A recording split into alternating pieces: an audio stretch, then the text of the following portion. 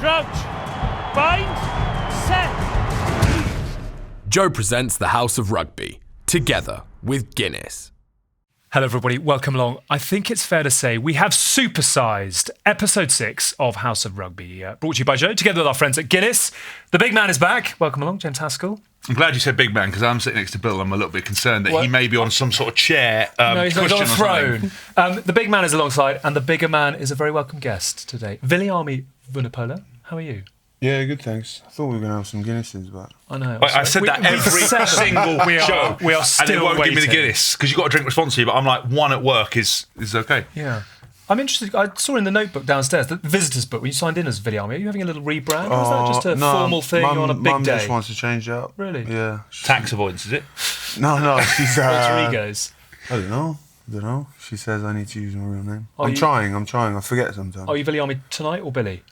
Whatever. Okay. Big easy. Bill. I'm so excited to have Bill on the show. It's great to have him alongside. Because whenever he's injured, he always goes on shows like this and says whatever comes into his head. All the things that I would never normally say. Just ask Billy and he'll go, yeah, we don't really want to play much rugby. Everyone's injured all the time. Rugby's terrible. I'm like, yeah. Perfect. Make some headlines and grow our profile very nicely. We're in your slipstream. Very quickly, which this isn't going to work for the podcast, but for YouTube viewers, can you just show your forearms up for the scars? That one there. On your right. That's my good one. That's the good one. Is that the more recent one? I mean, we are looking for no, that's listeners. the more recent one. That's the more recent. So the more recent one has healed significantly better. We're looking at a sort of a 10-inch scar on both forearms. I mean, they're pretty sizable, aren't they? Yeah, they're pretty big. I was waiting for when Wolverine had those things come out. But can you have those implanted All day next you've been time? sitting on the sofa the whole time, nothing's been happening. Yeah, that one. How is the recovery going? it's good. Been training for 3 weeks now. Which involves what? On a bike or a treadmill? Yeah, bike. A lot of bike fitness. A little bit of leg weights and then running. Wow. Him and Mako on a tandem, going around the training ground. Mako on the back with his hands behind his head, just freewheeling. Shouting at Billy, go on with it. Just before we get into tonight, can we... I don't quite know how to do this. Give us a sort of a scale out of 10. How deep is the bromance between the two of you? Because you've had bromances in the England squad before, which are sort of burnt quite brightly and then burnt out. Yeah. But the two of you are... Billy and mine, I think, has been constant. You know, I came in, before I left the Highlanders, I obviously saw Billy make his debut, this massive unit. It was 16 at school, playing in the back row, like carving up, offloading. I thought, oh, God, I'm in the back row. This was at Wasps, wasn't it? Did you make your debut at 16? No. I was still in school.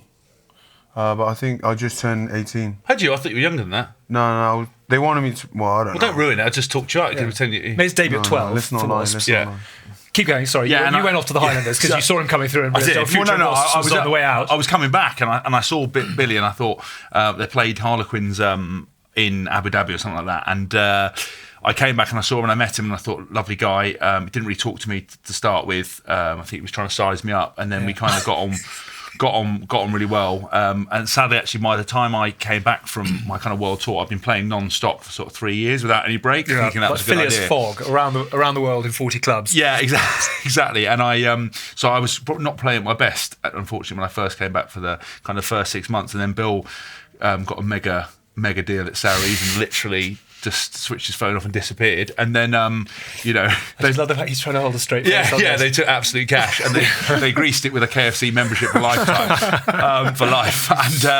And then we kind of built, and then obviously we kind of stayed in contact, and I was kind of really sad to see Billy go, because I really enjoyed playing him. I knew what an incredible talent he was.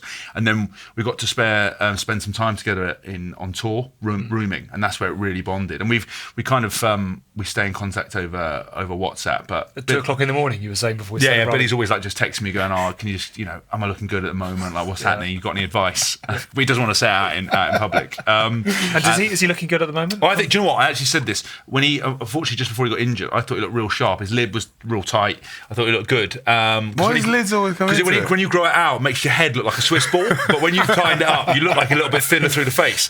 And I thought he was looking great. And then I think tonight he's looking real sharp, actually. Good. No, so the bromance is very strong with Billy and I. We're looking at a 9 or a 10. I think a 9 or a 10. Yeah, for me, yeah.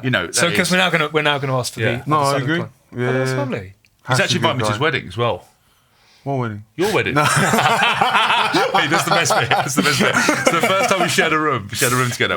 We were doing. I was doing some video bits as you do. Yeah. And as you do, yes. As I do. Firstly, it was really weird because Billy had turned up with a copy of my rugby book, and we got him on camera reading that, just taking a few tips. And he hated that.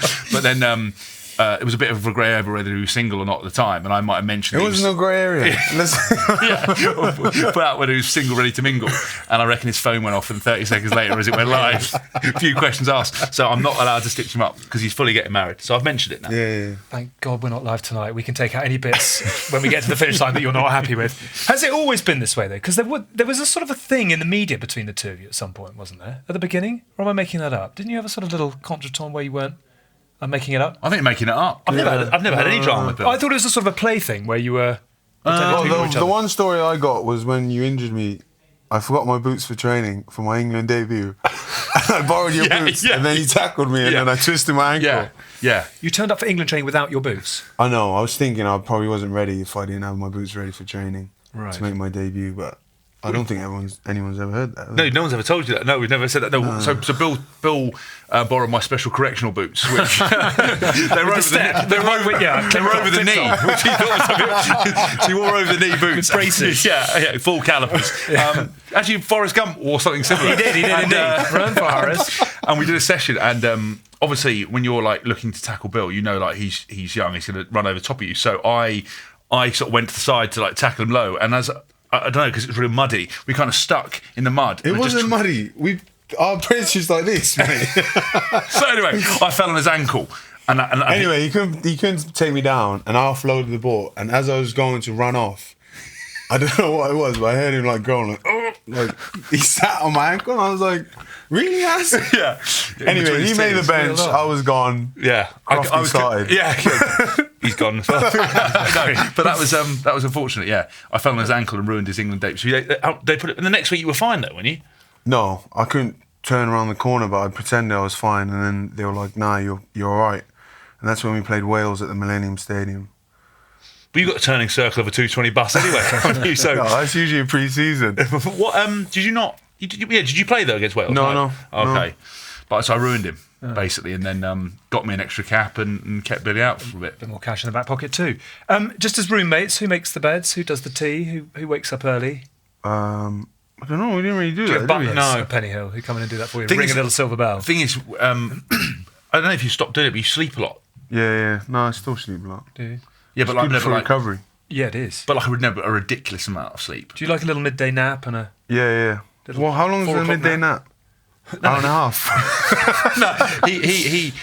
I'm talking about. We'll go out for breakfast, do a session, come back. He'll go to sleep, wake up, lunch, eat, go back, sleep.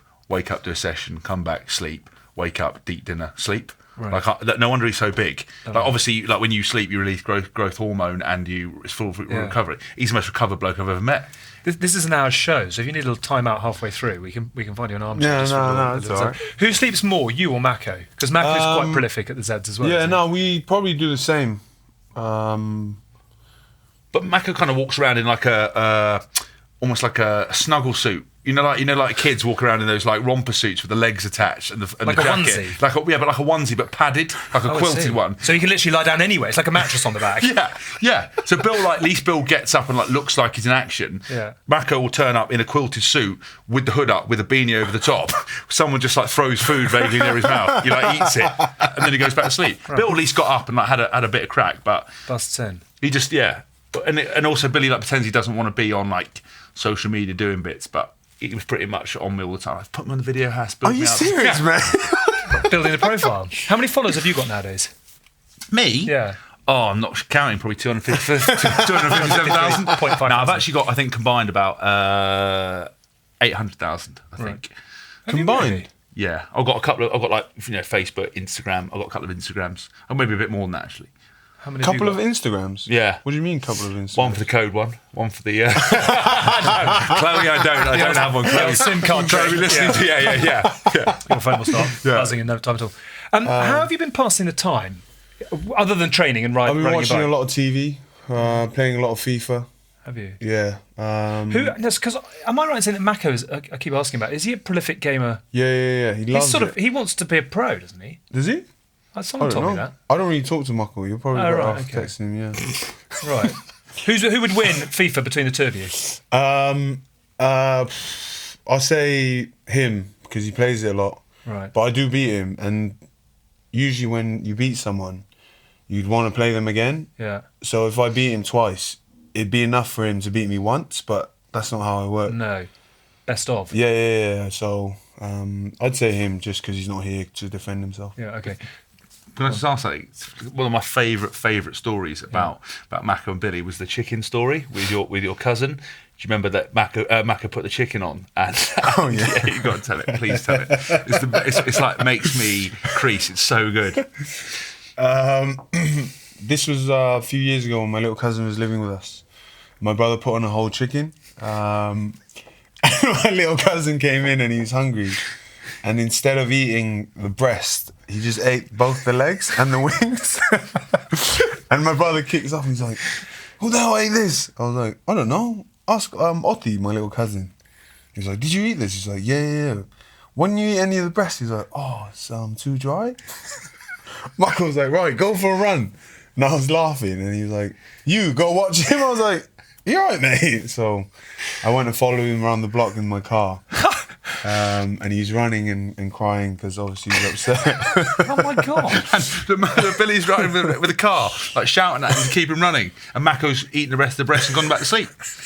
They run a tight ship. Mako runs a tight ship, mate. He does. That's quite officious in some ways. Yeah, well, not vicious. That's how we grew up. So. No, but you were saying that in terms of like the hierarchy thing, he's the boss. It's cool, I like it.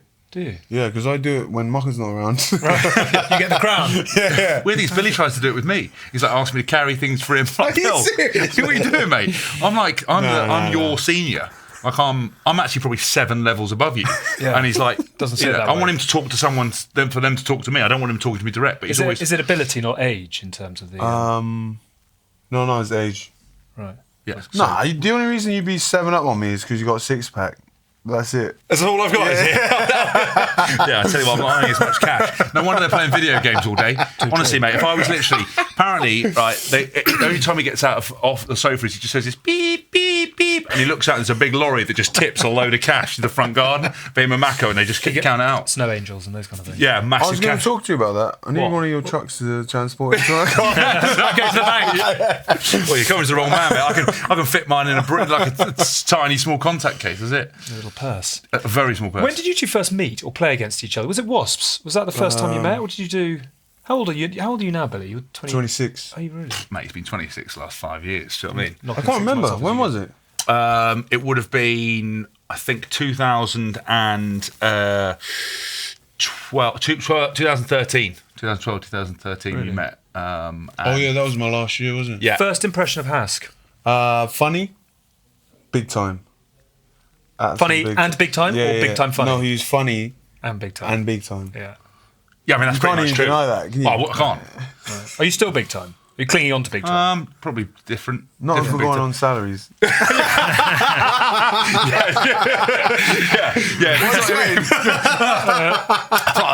Weird thing is, it's actually costing me to be here. Because on the car drive down, right, when petrol prices go over a certain limit, it's costing me to be here. That's the weird thing. Same at Saints. Honestly, I've worked it out that when the fuel prices go over something for diesels, my journey to Saints is costing me more than they're paying me. It's an economically difficult situation where you're like that. He's dabbing his forehead, which is extensive with 50s. Exactly. He's like Blowing his nose on them. Yeah. To be in No, your but I world. think we were. Yeah, I think I'm sort of medium time. Yeah. I think. I don't ever want to be big time. I just think I maybe had that air, especially, for a young player like Bill who likes to tell everyone to keep it humble. Stay humble. That's what he says. But he does the most unhumble things. That's the Like best. what? Yeah, I don't know. Driving to the bank in a JCB. Yeah. That's it. But if you Scattering the cash. That's the best thing I think as a player. If you tell everyone, stay humble, G. That's what he says. Stay humble, G. And then he just gets into a Lamborghini and drives off. The wheels spin. Yeah, like little kids going to give an autograph. Billy's like handing them off and stuff like that. He says, "Stay humble, yeah." I sort of quite enjoying hearing about the roommates, but I'd love to know what's he like in the changing room before a game. You've had some mega days together, actually, haven't you? Grand Slams and Australia. Actually, a good speech you did once was when we beat Wales in Cardiff. Was that the one when he ran to the post pad? Yeah. I blacked out. I didn't remember what I said. Worked out well. That was, I remember. Do you remember that? Yeah. The team saw that. I was like, yes, Hask. And then they scored. I was like, oh, Not so good, Haskell. That wasn't good. That was when That was down your channel. yeah, as well, it was. It wasn't was when Toby Faletau literally, or his cousin, Void off about 6 players. yeah. Put the ball out from the front row. I went round like half ending me off, and then did a massive dive past the winger, and they scored. And I was like, well, it's not that I can do about that. And I thought this is going to be a long day in the office. And then I thought when I got the ball, and I was like, this is my moment. Like I'm going to score. Did it slow down? Did you sort of hear it? Yeah, The soundtrack. Yeah, I was like, I've got because showreel. Because it was kind of my fault that Toby scored. Well, he also pulled out a miracle pass, and the bloke. Everyone says that was funny, but I was actually annoyed at you because we could have won that game like then. I was like, any danger, mate? You were annoyed. I almost broke my neck, and everyone's like laughing, going, ah! I'm like, literally almost broke my neck. How did you see the post? I did, you dickhead, but there was two players, right? And I've said this before, and it was like Halfpenny and Cuthbert, right? And I thought I'll run it to Lee Halfpenny because he's smaller. Hit, span, think I'll get out, and then the post was there. You know what I mean? I couldn't. I didn't remember it like that. Yeah. Yeah, it did. I didn't just run into a post. Like, don't write me off. I think it's those Pinocchio knees, but balsa wood legs. I did a hit and spin, and my knee broke. The first of many. Do you remember the content of his speech, or it was just powerful emotive? Well, he said something along the lines of, like, this is the games you want to play in, and I was like, he's right, because on the way to the game, there was an old lady with, I say old, like, granny. Walking with her, whatever the thing. Zimmer frame. Yeah. No. Where they put their shopping in. Yeah, like a little wheelie basket. Yeah, and she took the time to stop there and put the middle finger up, and I was like, is she right? She must have just seen the rows and gone, do you know what? Stuff these lads, yeah.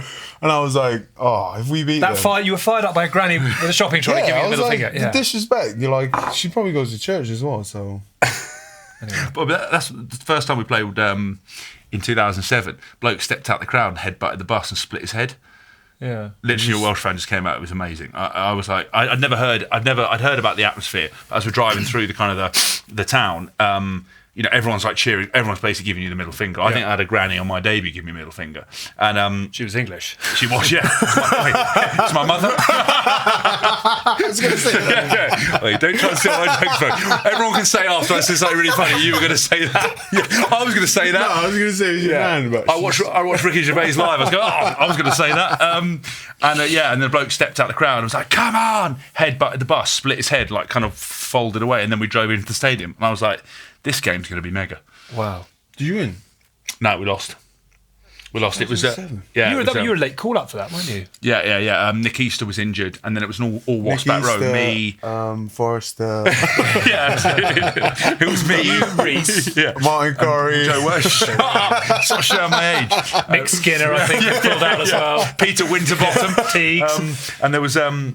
There was me, Reese, and Joe Worsley. It was an all Wasp-back row that lasted 38 seconds of the game. Why? We started because we ran. Joe Worsley went to clear out a ruck, and one of the Welsh players got tipped up, and the heel of his foot hit Worsley in the chin. He folded into the floor. The ball got kicked from a box kick. He ran back to get it and ran completely off diagonally into the floor. And then they came on, and Magnus Lund came on. And that was it, and we lost something like, I don't know, it was 18-10 or something. I played 8 that day, actually. Did you? Yeah, many times I played 8 before I decided that I'd concede. Before I let Big Bill have a go. What's he like in the changing room? Quite quiet. Yeah, relaxed. I think the thing with Billy, I've kind of seen the whole progression from kind of where he was at Wasps to where he is now, and I think it's always things to see. It's always nice to see how. He's got a big personality. He has got a big side, but you can see him check himself sometimes. He's kind of real outgoing, and then kind of brings it back in. And actually, in the change room, I think he's very professional. He's one of those players that you look at the way he trains and what he does on the field as inspiration. He doesn't really need to say a lot, which is, I think, the way to be. And you know, he'll put a little arm around or say something, you know, at the right time. But he's certainly not a screamer and a shouter. Is there still room in the game nowadays for those sort of Churchillian speeches that get the hairs on the back of your neck stand up? Does anyone do that, or is it more sort of process, concentrate on the first kick-off and let's go to work kind of thing? No, I definitely think there is. Do you play on emotion? Sometimes you have to. I think one game I'm looking forward to is probably England playing Scotland again. I don't know how the boys felt, but that still hurts me watching that game. Yeah. They'll probably enjoy watching this, but that's one game that I'm excited to see if I can play in. And that's one that I'll probably just run on fumes. Like, I don't really care about anything else. I just want The game face is coming on a bit. Isn't it? That's what I mean. That's what I just want to play against like a team like that. You just kind of have to fight with emotion because that's how they beat us last time. Yeah.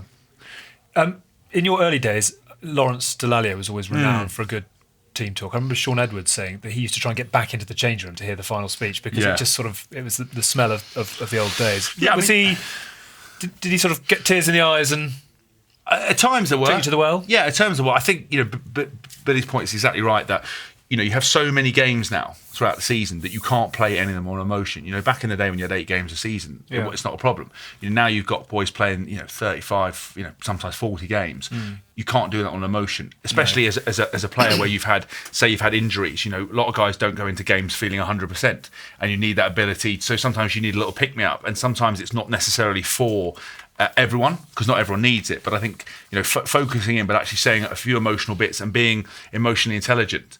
When I was captain of WAS, I kind of felt that I'd get a sense of, you'd see the guys, what were they like the night before, what were they like in the meeting when Di would have at the hotel, what were they like on the bus, what were they like in the first bit of warm up, and you can feel it, you can see things, and sometimes you need a pep up. Other times you can look at everyone's faces and you'll know that everyone's fired up and ready to go. And I think with Lawrence, he was great because he is super articulate, and I think his there's lots of obviously like cliche lines and bits and pieces that come out, tooled up, bring your tools, it's going to be a street fight without any rules, let's bar up, all this kind of stuff. But actually, you would have loved that as an 18-year-old. Yeah, of course you would have loved that. It's well documented that I kind of I grew up watching Lawrence. He has that presence and aura about him. And I think for me, listening to what he said would literally get you motivated, because I'd seen him, playing international rugby. Then you were suddenly in the changing room, and he always seemed to pick at the right time, and then he'd go out and play like the way he talked. Yeah. And that for me is all you can ask for from a captain. He had some great pre-kick-off faces as well. He always knew the camera would find him, and there was a flaring of the nostrils and a tear in the eye in the anthems. Yeah. It was like there's a big montage at Sky of just lol pre-game faces. Literally, the red light on the camera would go off and a tear would come out. Exactly. it was the best bit. But also, my favourite bit he'd do is that he'd go in the change room and he'd pick up a plastic cup of like Gatorade or whatever it was. Other drinks are available, and he would drink it and he'd crush it up as if he was like destroying like the most tough thing in the world. It's like Thanos, exactly. And it's like, no, it's a plastic cup, mate. It'll blow over in the wind, and then you catch just to do a bit of shadow boxing, and I'd be like, come on, mate. Let's just stick to the chat. You'd go and do that as well. Yeah, I'd watch him. Me too, Long. Me too. Come on, Long. Yeah, I've got it, mate. I don't want to spend too long talking about injuries because I know it's quite depressing, but I do want to ask you about the Lions last year, because obviously the man alongside very kindly opened up the space for him to career highlight. Did you watch it? Was it really painful to miss out, and was it ever an option at all, or it just wasn't going to ever work? It was definitely an option before we played Exeter, and then in that game I did it twice. Did what they call I subluxed the joint. Yeah. So it came out and then not fully comes out, but sounds like you after a game. Came out, not fully out. Went back in, came out. And then like popped back in twice, and after that I kind of felt like I probably couldn't give the best account of myself on tour, especially such a big tour like the Lions was. I could have gone, and just kind of like chugged along and probably gone home the second week or the third week. Not that I knew what would have happened, but I kind of just took it out of my own hands. And did you ring Warren, or did the club ring Warren? Or no, I made the decision with our head of rugby, who went on the trip, Phil Morrow. Oh yes, that's right. And just kind of told him where I was at, and didn't actually realise how big it was until I actually watched it. From afar, and I did an interview this week talking about how I hid my emotions behind going out and doing, stupid stuff. Yeah. And that's kind of how I dealt with it. It's not until now that I kind of think that maybe I could have, maybe I couldn't, but it's gone now. And I think my next goal is the NFL. No, the next goal. Yes. Show finish. Yeah. But between the two of you, you're going to have so many missed calls. You've already got your mum and Chloe. You've now got the NFL and whoever else.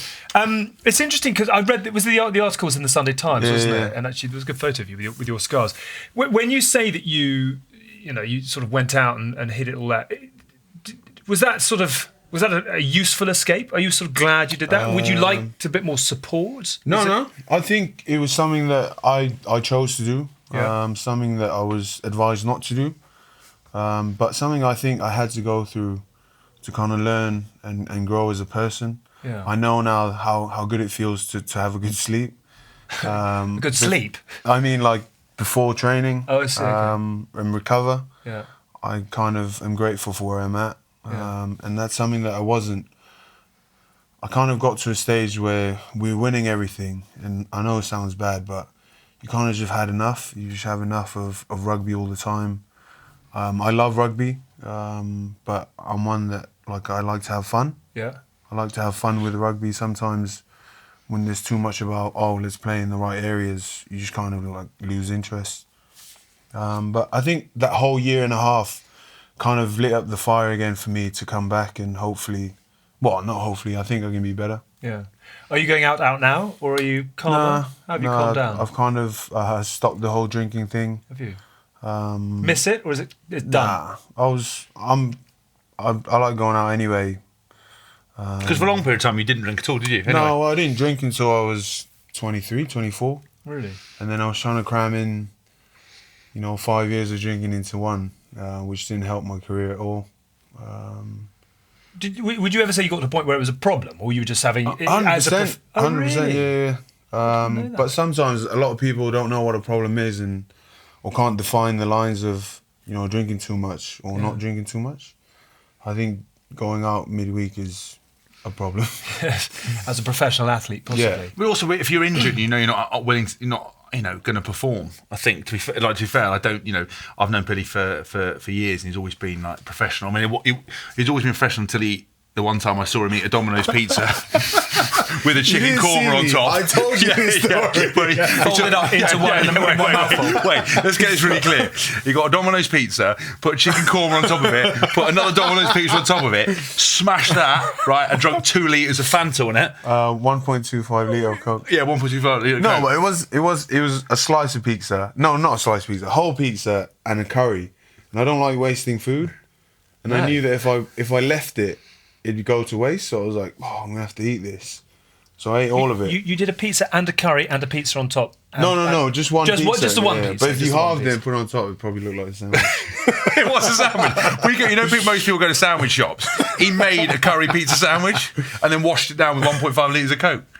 That's impressive, isn't it? That is quite impressive, but yes. I will say, just going off the tangent, talking rubbish like I always do, is I think with Billy, of all the people I've met, what he says about having fun on the rugby field is something that I probably never told him this, but I always look up to players and admire players. And one thing I always admired about Billy was his confidence on the field, the way he played.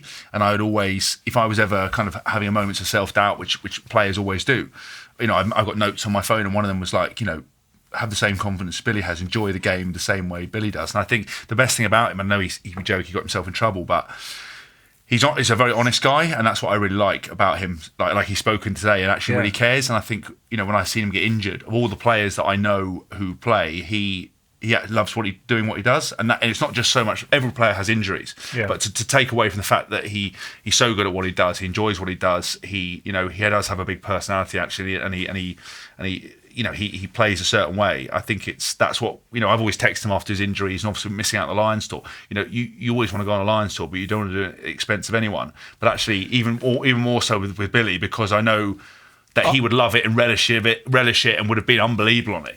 I remember you saying you were playing for him. Yeah, I did. Just because he given me an opportunity. I love Bill. He's always been supportive. He's the first one to throw me under a bus to take the piss. Always. You do quite like that yourself. Yeah, I do. But he's a caring guy, and I think just on that tour, I knew of all the players that I kind of come across to go instead of him. I knew that how much he would have meant to him, how hard it is for him to be injured. Because he does enjoy it, and it kind of is fun, and he plays rugby for all the right reasons, I think. Anyway. It's brilliant to hear that you're back into it and you've got the fires again. Was it you that said, actually, I need to stop and I need to kind of concentrate again? Or was it Saracens? Because Saracens have got a great environment, haven't they? I wondered whether they said, actually, Billy, come to one side. And No, we I need had, to I had a straighten this few out a bit. conversations with coaches and my brother and mum and dad all separately. I think they kind of gave me the right information. It was just for me to make my own decisions. And finally, kind of, it took me a while, but I finally got there. It's also helped, obviously, my relationship that I'm not doing what I used to be doing. But I think at Sarries we have such a good balance of, you know, when we kind of overstep the mark and treating people like adults. They never told me off. They never told me what to do. It was almost like trying to push me in the right direction. Yeah. And it was up to me to make that decision. And hopefully now that I've gone back to the old guy. Good boy. What's the diet like these days? I presume you're not smashing pizza curry sandwiches anymore.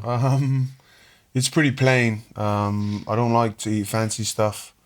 My fiance cooks a lot. She's really good, but she's always trying to feed me carbs, which I can't be eating right now, even though So it's good for you. what is a daily intake? Breakfast. 2 chickens for breakfast. Half a tuna. No, at I lunch. smash breakfast. I'll have like 3 or 4 eggs. Right. With toast, beans, and maybe some vegetables. Right. Lunch will be, say, rice and anything from like lamb, tagine, whatever we have at the club, or chicken. And then at night, I just have protein and broccoli. That's my thing. Like, if it's fish, I don't care what meat it is, as long as there's a lot of meat and broccoli. Right. And then that's it. That's me. You've, Otherwise, I put on too much weight. You're quite into your diet. Is he eating the right thing? You've given him your book in the past, haven't you? I haven't told you yet. It was halfway through a KFC binge. I put it next to him and he was dipping stuff and he didn't look, just took a bite out the side of it. So Not many calories in your book, I'd imagine. well, actually, yeah. I mean, calorie controlled, obviously. Yeah, I am obviously big into my nutrition. I think Billy's got it cracked. I think it's one of those.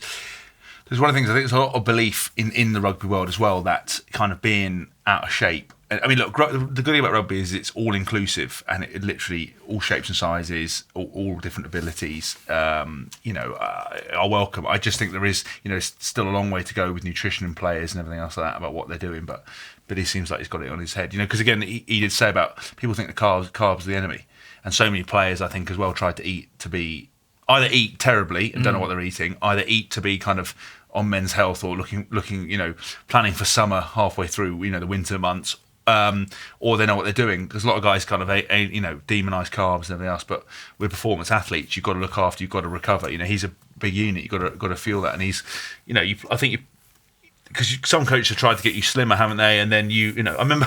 What's your optimum fighting weight? What do Saracens and England want you at? 130, 129.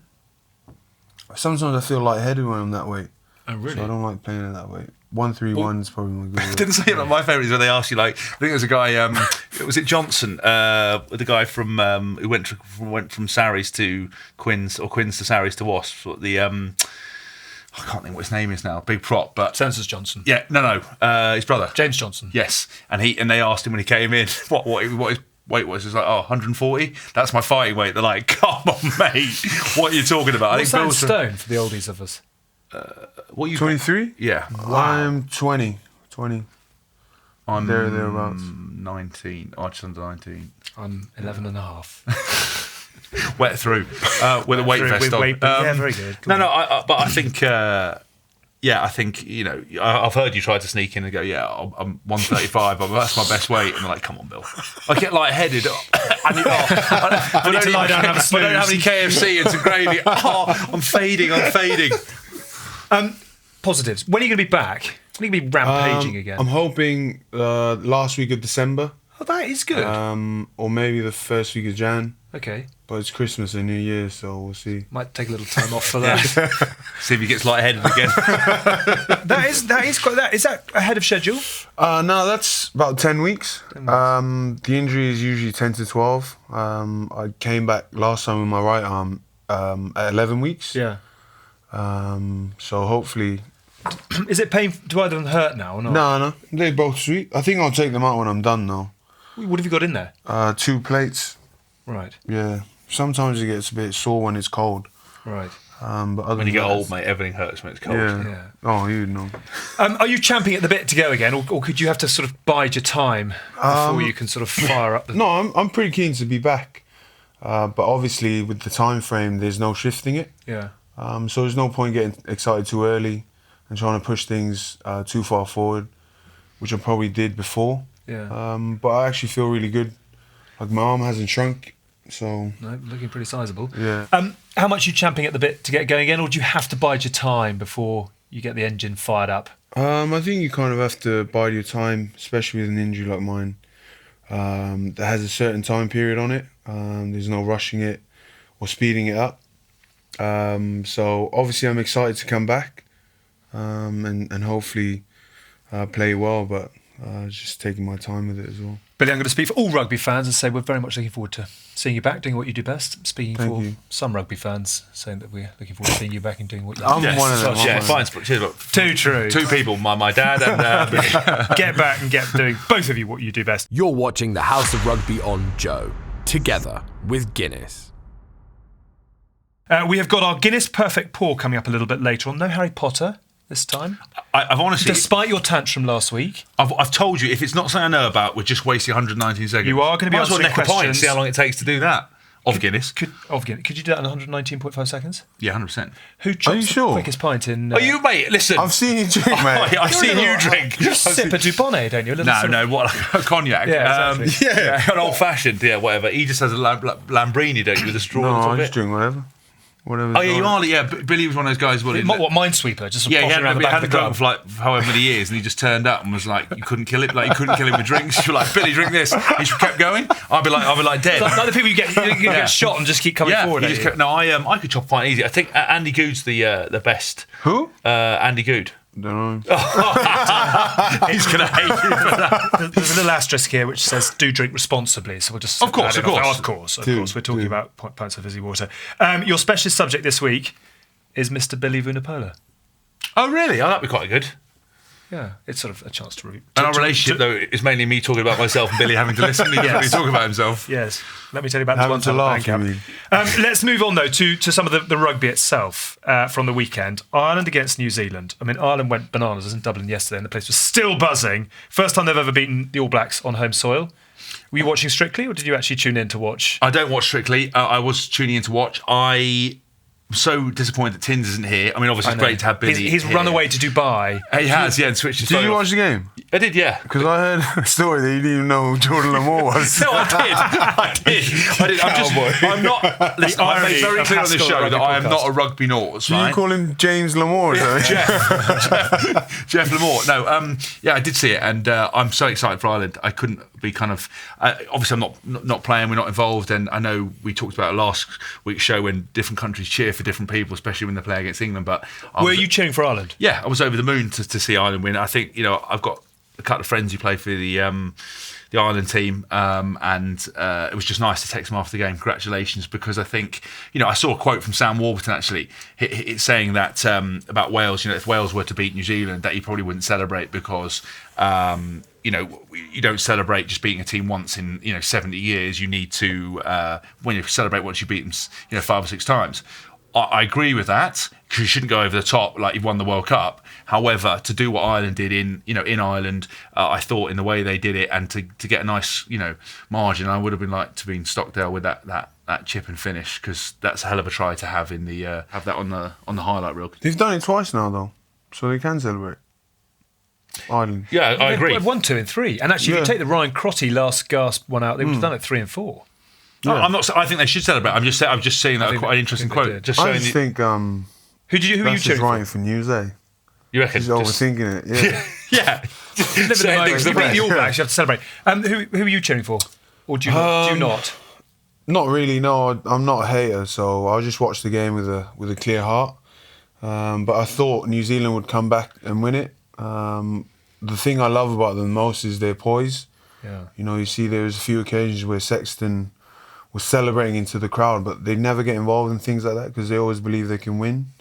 And that's something that I think if we as England want to win the World Cup, that's something that we need to try and find. But it doesn't just happen. You kind of find it from having the confidence of knowing how to win games like that. And there was a few occasions where they could have scored, but I think it's good for rugby in general that we have strong nations all over the world. Yeah. Because it'll make the World Cup more interesting. You've got probably 8 contenders now, haven't you, in the World Cup? Just very quickly, it's interesting you pick up on the fact New Zealand don't get involved in any of the sort of the aggro. They go hard, but fairly fair. How do you keep your temper? Do you have a trigger or a mechanism on the pitch that stops you from the red mist?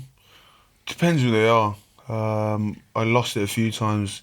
I lose it a few times when we play Harlequins. I don't know why. Because they're so niggly. Yeah. They specialise in razzing you up. Yeah. But then after they play us, they don't do it anymore. So I think that's what annoys us more. Do you know what annoys me? When I played for Wasps, every time we played Wasps, Saracens would go on the piss for a week before a game. We'd all know about it. And that would be my team job. Be like, right, Saracens have gone on the piss again. Yeah. They're in like the German beer festival. They're in Amsterdam having the time of their lives. They train once. We've got to beat them. And then they come and beat us. You're getting it wrong is that we don't do it to insult anyone. No, you do it to get on the piss and have a time of your life. Yeah, but to actually like build bonds. Yeah, but you always did it a week before Wasps. so he just literally looked in the calendar and was like, oh, we're going to do that lot over. Obviously, I don't care anymore because I'm not there. How do you keep... Well, I was going to say, how do you keep your temper? But why did you not keep your temper in that... the Marler incident? I talk about the Marler. I did actually think you punched Danny Kerr, didn't you, in that Harlequins game? No, he punched me. Oh, and right. I looked at the ref, and I was like, mate, what's the crack? He's like, mate, he's smaller than you. I was like, all right. Sweet. So if he shot me, I'd be like, yeah, he shot me, mate. He's like, yeah, but he's smaller than you. I remember that. I thought you'd hit him, actually. I did think it was that character. I'd never do that. I thought it was brave that, that is Danny brave hit him. No, I think, Billy's right about the teams that just get on with the job don't get too caught up in it. I think it's important to celebrate the little victories on the field, but actually not getting, losing your head, doing the sort of trash talking. I just don't think you need to do it. I'm normally quite good on the field. I think with the Joe Marler thing I hadn't played for however long it had been, injury-wise. They pulled my scrum cap off, and the referee didn't do anything about it. And then he squirted water, and I was like, right, I can't have that. Right, I love Joe, I can't have that. But the thing is, people say you lost it, but I didn't throw a punch. Why? Why did you lose Joe? Because people saw your hair. Yeah, people saw it live on TV. I was like, I wear a scrum cap all the time. No, it's not. But the thing is, what got me is that they put his cheating like he does, Joe, because that's his kind of specialty. And I got real razzed up about it. Obviously, did an unbelievable MMA throw. Took side control. Thought that was enough. Then he squirted me, and I was like, right, I've had enough of this. So I went for the old Vulcan death grip on him, but I didn't throw a punch because I knew that would get me in trouble. And then. They then obviously gave me a yellow card, and I said to the ref, he's squirting water, which everyone's taking the piss out. I go, no, he's squirting water. Don't squirt water at me. I'm like, that's not the point. It was the very fact that he went one step further. And then as I'm walking off, Danny Kerr, the little shit, did the same thing. Yeah. And I looked at Danny and I was like, I really like Danny too. And he's, I'd be like hitting a kid, so I didn't want to do that. But he's vicious, Danny. Danny's like one of them little angry things with loads of teeth and stuff. Like he always causes aggro. If you give him a bit of something, he'll go back. So I probably got filled in by him. But I maintain that I didn't lose it that much. I threw a punch. Like when I lose it, you looked very angry. And what made you look even more angry was that Marler was laughing. That's the worst bit as well. Yeah, but I think everyone was like, oh, because fans and media people, they're not on the inner circle as we kind of talked about before. They don't know, so they like to make things out of it.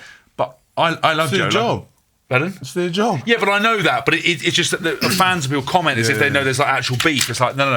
Honestly, lads, I would take a lot more for him to pull my head, get up and squirt water in my face for me to lose a friendship with Joe, What did you make of the physicality of Ireland, New Zealand? It was good. Did it look like it was up there? And I'd love to know what it's like to play in those games. No, it just looked like a tough test match. Some people are built to play in it and some people aren't. Yes, Took me forever at this table. Took me forever to kind of get used to that level and be fit enough to play at that level. So, which was the first game you played? Oh, so two things.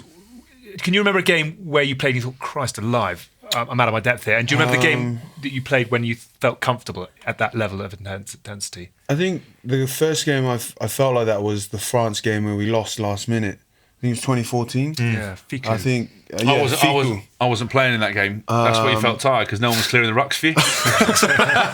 That's why Billy keeps his head, because he's absolutely knackered most of the time. Yeah, this is a terrible thing to say, but I remember being glad to be taken off. Really? Just because of how much energy was taken out in the contacts. I didn't realise how hard it was.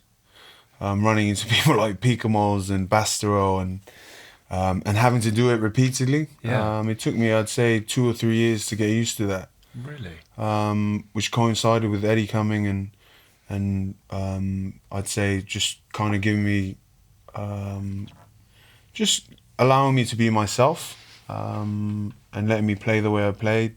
And then the first game I played for Eddie was when I kind of felt comfortable finally at that level. But it helped that us as Saracens were doing really well at the time as well. It's sort of a bit of a fangirl question, but I would love to know what it feels like physically to play in a game like that Ireland All Blacks game, or you know, the England South Africa series this summer, etc. I think I'd like to know what it's like too. I'll come back to you. I think. Thanks for that, mate. Which was the game?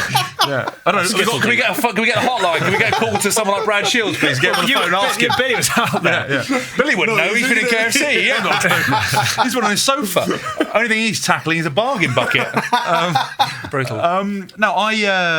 Which is the most physical game you've played? Is there one that stands out? Semi-final against Haskell, you thought you were going to win. Remember that?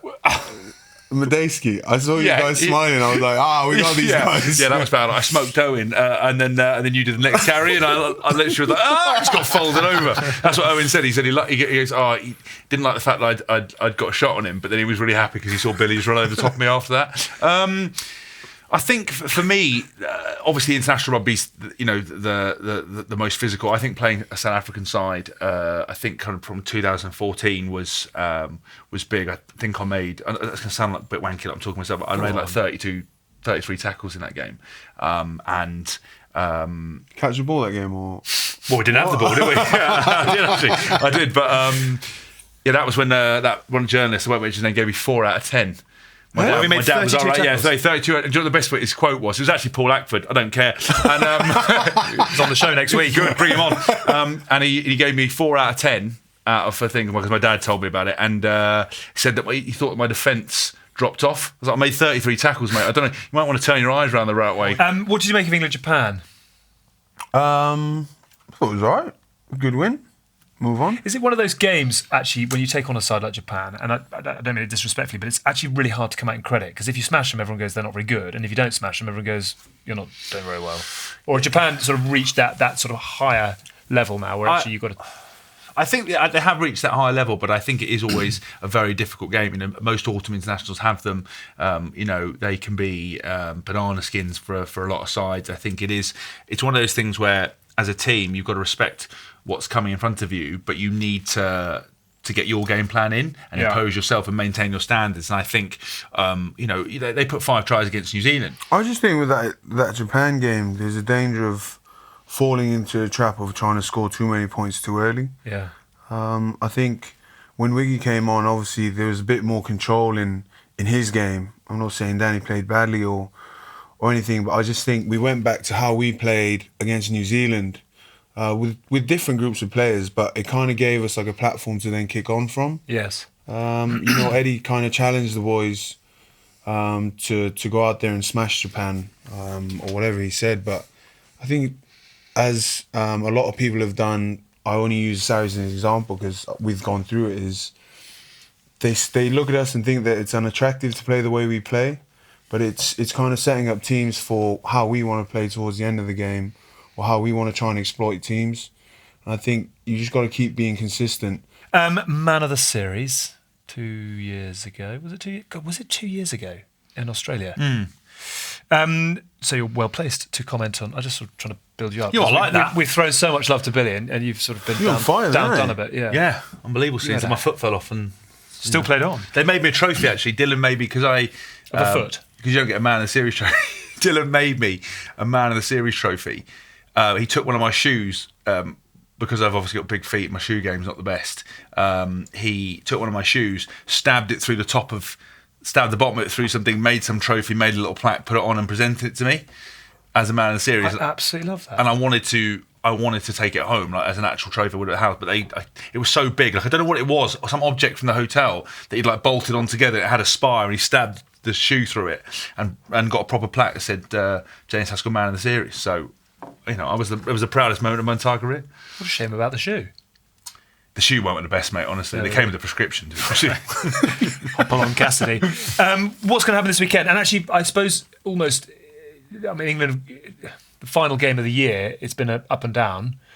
It's quite a significant result, this. Win it, and England can say the graph's going up again. Lose it, and you turn into World Cup year looking a little bit questionable. I think a lot of people are talking. I mean, I know it's your job to kind of to do that, but a lot of people make so much about the World Cup and us standing in a good place and all that. I think, look, when you get into a World Cup, when a World Cup starts, anything that's gone before it doesn't really matter. History tells you that sides don't tend to turn up if they're not playing any rugby and win it. I agree, but I think what's more important is the experience on the road. You know, bit like with Ireland, winning those difficult games. New Zealand consistently, if they go under, behind the scoreline, coming back, that's what's the important stuff. It's winning everything. I don't necessarily think is really that important. I think as long as you are constantly performing and can take positives out of the games. I think against Australia it's exciting because it's Checker versus Eddie Jones again. I've worked with Michael Checker in Stade Francais. I know what a passionate guy he is. I know that he would be hating losing to Wales, as all the Australians would have been. I think he's probably going to have some sort of plan. I imagine it's going to be unbelievably physical. I can imagine Eddie saying to England, listen, we've got to play like we played in the first half against New Zealand. Big runners to the line, constantly putting pressure. Unbelievable physicality, and I think, Australia are going to want to do the same. So whatever happens, whatever the weather, it's going to be hugely, hugely physical. How does Checker compare to Eddie? Both really personable people, actually. Both kind of have this image and this demeanour of being quite, aggressive.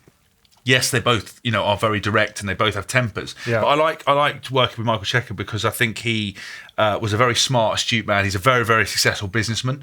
I think fashion label. Yeah, I think he's worth a fortune, which is weird. He's got a fashion label, but he dresses like a tramp. I think he wore the same Stade Francais t-shirt for the entire year. He was with us. And I think it's ladies' fashion that he does. Yeah. But he, I remember sometimes after sessions he would be like, "Hess, mate, can you tackle me?" I'm like, "What? Tackle me?" Because I run over the top of you. I was like, okay. So he'd literally just keep trying to run over the top of me and I just keep tackling him. And he'd always stand in at 10. And the best thing, he was standing at fly half, right, for the B team. And then if anyone dropped a pass or he gave a terrible pass, he'd always shout at the French guy that it was his fault. And obviously, if you went in soft to tackle him, he'd dummy and try to elbow you. But if you went in too hard, he'd be like, "Calm down, mate." You'd be like, "Oh my god, you're completely insane." But he was great for me because he played flanker in his time, and he would be very much onto about the psychological side, about having those one-on-one battles with the opposite player. He was really supportive of me, and I've got a lot of time for him. So they're both very smart in terms of they're very much people. They're very. They know how to press buttons. They're people focused as well as task focused. They understand what makes a player tick, and I think they take a vested interest in their players. So I'm excited because I haven't seen a lot of the media coverage, but I don't know if there's any been War of the Words yet or any. They've kept it quiet. I think all the Wallabies are in bed. Actually, apparently they've got a sick bug at the moment. Question marks about David Pocock, who might not be fit. We must do the Guinness Perfect Pour, but before then, complete the sentence. On Saturday, England will win. Full stop. Yeah. Cool. Short and sweet. Thank you very much for that pearl of wisdom. Great insight. Do you think they'll win well? I think they will, yeah. I think what Has touched on there about playing like we did against New Zealand, there's no need to deviate from that game plan. It worked for us, so hopefully we can do that and get our big carriers over the gain line. I think Wales failed to do that against them and then to Wales as well, so that game was quite boring, so hopefully we can... I watched that one, it was boring. That's it for a good game. Time for the Guinness Perfect Pour. James, you have 119.5 seconds because that is how long it takes to... Pour a pint of Guinness. Pour the perfect pint. Oh, pour the perfect pint. You should know that by now. You've got 10 questions on your specialist subject, which is Billy Vunipola. Why do you call him... Question number 1. Why do you call him Billy Potter? I don't know, because he looks like a fat wizard. No, I think it was a scar on my forehead. Oh, it was, yeah. Full scar. You're not supposed to tell me it was a scar. Yeah. Good. Question number 2. How many World Cups did Billy's dad play in for Tonga? 2. Correct. I think that's the first question you got right in the entire series. Go on, just read the questions out, mate. Who's the better player, Billy or Mako? Billy. I haven't got an answer, but I'll give you correct. You can argue that with Mako a bit later on. Earlier this year, Billy was fat shamed. By whom? Eddie Jones? No, you can have another run-up. Who would have fat shamed Billy? Scrap him. Was it McCall? No. Who was that? Are you alright, mate? My coaches. yeah. Well, I thought the only people have the balls to fat shame you, missus. You're going to have to answer this. I don't know. It says the Queen. Oh, yeah. What? Yeah. No, she didn't mean it like that. She just meant like... Excuse me, you're a back big in fat. the day, they were all What did like... she say? They were... And what were you doing with the Queen? I don't know. We went there and said hello to her.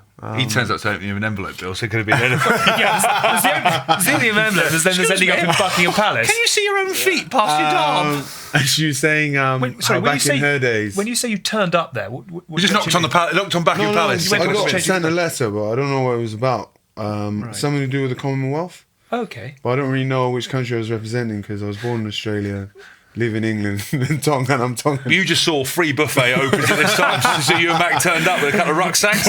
Buckingham Palace buffet. Buffet. Hello, Your Majesty, right? What would Billy like to be when he retires from the game? And I paid to sleep. KFC taste consultant. No. Answer? Plumber? Plumber or electrician, I'm told. We've got about 3 seconds left. We'll keep going. When England won the Six Nations, when England won the 2016 Six Nations, Billy sang shirtless in the changing room. What song? It went viral. Come on. Do you remember that? Nah. You are. My Fire, Backstreet Boys, is it? Yeah. Unbelievable. How does that one go? I don't know. I can't remember. You've got the Bud mic on, the Britney Bud mic on. We should really get that cracking in. Which sport would Billy like to play if he couldn't play rugby? Football? NFL? Yes. What is the name of Billy's book? I promoted the hell out of it as well. I think you got about Do you read it? Wrecking Ball. Yeah, I did read it. Yeah, Good, eh? yeah, really good. I actually am quite honoured to have a little mention in that, which you won't Oh, remember. yeah. Do you remember that? I do. I was going to ask you, do you remember that? Yeah, I remember that.